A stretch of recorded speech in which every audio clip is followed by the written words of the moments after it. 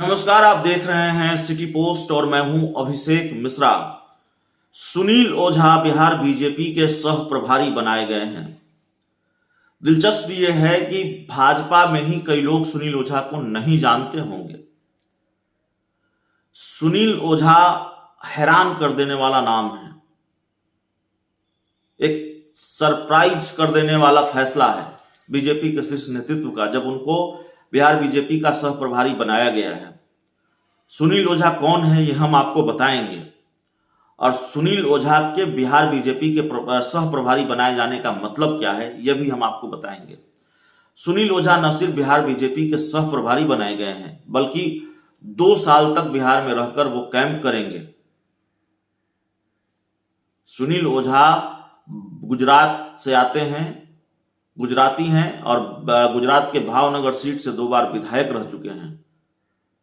सबसे खास पहचान सुनील ओझा की कि वो प्रधानमंत्री नरेंद्र मोदी के काफी चहेते हैं।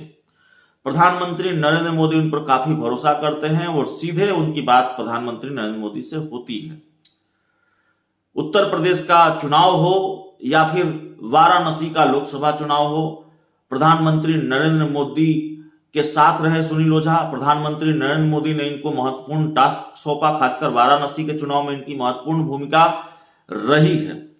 तो ऐसे में जब सुनील ओझा को बिहार का सह प्रभारी बनाया गया है तो यह चर्चा तेज हो गई है कि आखिरकार प्रधानमंत्री की नजर सबसे ज्यादा क्या बिहार पर है। प्रधानमंत्री नरेंद्र मोदी बिहार को लेकर किसी खास रणनीति पर काम कर रहे हैं।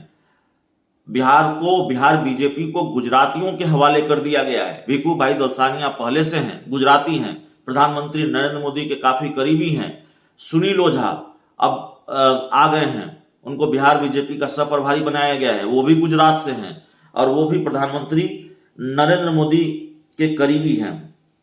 अब इसी बात को लेकर चर्चा है कि आखिरकार प्रधानमंत्री नरेंद्र मोदी का प्लान क्या है बिहार को लेकर, और बिहार को क्या भारतीय जनता पार्टी इतनी बड़ी चुनौती मानती है कि प्रधानमंत्री नरेंद्र मोदी को खुद ही मैदान में उतरना पड़ा है, सामने आना पड़ा है।